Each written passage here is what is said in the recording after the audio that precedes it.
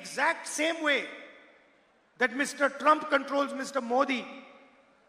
Modi controls the Chief Minister of Kerala. The same way Trump controls Mr. Modi controls the Chief Minister of Kerala. എങ്ങനെയാണോ ഈ Trump മോദിയെ നിയന്ത്രിച്ചുകൊണ്ടിരിക്കുന്നത് അതേ പ്രകാരമാണ് പ്രധാനമന്ത്രി കേരളത്തിന്റെ മുഖ്യമന്ത്രിയെയും. Everybody knows this. ഇതിന്റെ കാരണം എന്തെന്ന് ഞാൻ നിങ്ങളോട് പറയാം. In fact, if you seriously go and ask workers of the CPM this question, they will admit that what I am saying is correct. കേരളത്തിലെ പാർട്ടി പ്രവർത്തകരോട്, കേരളത്തിലെ തൊഴിലാളികളോട്, അവരുടെ പ്രശ്നങ്ങളോട് ഈ ഗവൺമെന്റ് സ്വീകരിച്ചുകൊണ്ടിരിക്കുന്ന സമീപനം എന്താണ് എന്നുള്ളത് മനസ്സിലാക്കാൻ ശ്രമിച്ചാൽ തന്നെ ഈ കാര്യം നമുക്ക് വ്യക്തമായിട്ട് ഗ്രഹിക്കാൻ കഴിയും.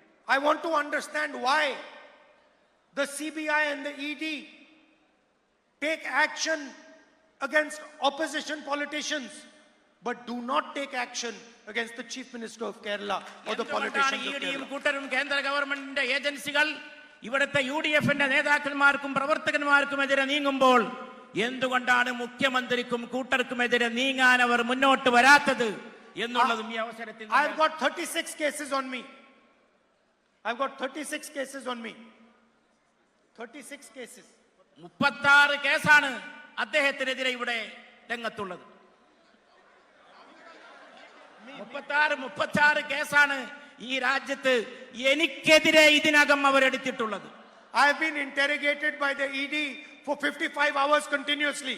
55 മണിക്കൂർ ദീർഘമായ സമയം എന്നെ ഇരുത്തി വിചാരണ ചെയ്യാനും ഈ ED തയ്യാറായിട്ടുണ്ട്. Why has the ED taken no action on the Chief Minister of Kerala and his family? എന്തുകൊണ്ടാണ് ED മുഖ്യമന്ത്രിക്കും കുടുംബത്തിനുമെതിരെ അനങ്ങാപ്പാറ നയത്തോടെ ഒരു നടപടിയും എടുക്കാതെ ഇരിക്കുന്നത്? And the reason is that they are working together. കാരണം വളരെ വ്യക്തമാണ്, അവർ ഒന്നിച്ച് ചേർന്നുകൊണ്ടാണ് പ്രവർത്തിച്ചുകൊണ്ടിരിക്കുന്നത് എന്നുള്ളതാണ് കാരണം. In fact, in Kerala, it is not the CPM and the BJP. കേരളത്തെ സംബന്ധിച്ച് പ്രശ്നം CPI BJP എന്നതല്ല. It is the CJP. അത് CJP എന്നുള്ളതാണ്. അവർ കൂട്ടുചേർന്നുകൊണ്ടുള്ള പരസ്പരം കൈകോർത്ത് പിടിച്ചുകൊണ്ടുള്ള. Everybody knows that they are partners. അവർക്ക് എല്ലാവർക്കും അറിയാം അവർ ഘടകകക്ഷികളെ പോലെയാണ്. And everybody knows that they are working together in Kerala to defeat the UDF. അവരെല്ലാവരും പരസ്പരം സഹകരിച്ച് അവർ രണ്ടു കൂട്ടരും UDFനെ തോൽപ്പിക്കുന്നതിന് വേണ്ടി ഒറ്റക്കെട്ടായി കൈകോർത്ത് പിടിച്ചുവെന്ന കാര്യവും എല്ലാവർക്കും അറിവുള്ളതാണ്. I also want to ask my friends, workers in the left front, a question. LDF ഇടതുപക്ഷത്തുള്ള പ്രവർത്തകരോട്, അതുപോലെ അവരോട് ഞാൻ തീർച്ചയായും ഒരു ചോദ്യം അവരുടെ മുമ്പാകെ ഉന്നയിക്കാൻ ആഗ്രഹിക്കുന്നു. You call yourself a communist government. നിങ്ങൾ നിങ്ങളുടെ ഗവൺമെന്റിനെ ഒരു കമ്മ്യൂണിസ്റ്റ് ഗവൺമെന്റ് എന്നാണ് വിളിക്കുന്നത്. Please tell me what is communist about your government in Kerala today? ഈ കേരളത്തിലെ ഗവൺമെന്റിന് എന്ത് കമ്മ്യൂണിസ്റ്റ് സ്വഭാവമാണുള്ളത് എന്ന് എനിക്കൊന്ന് പറഞ്ഞു തരുമോ എന്ന് ഞാൻ അവരോട് ചോദിച്ചു. This is the most corporatist government that Kerala has ever seen.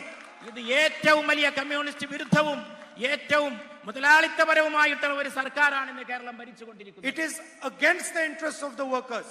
It is against the interest of small business. It is against the interest of the farmers. And it is for the interest of the biggest businessmen. ഇത് വലിയ വലിയ വൻ കുത്തകകളെ പ്രോത്സാഹിപ്പിക്കുകയല്ലാതെ ഈ കേരളം ഭരിക്കുന്ന government തൊഴിലാളി വിരുദ്ധമാണ്, കർഷക വിരുദ്ധമാണ്, ചെറുകിട കർഷകർക്കെതിരാണ്.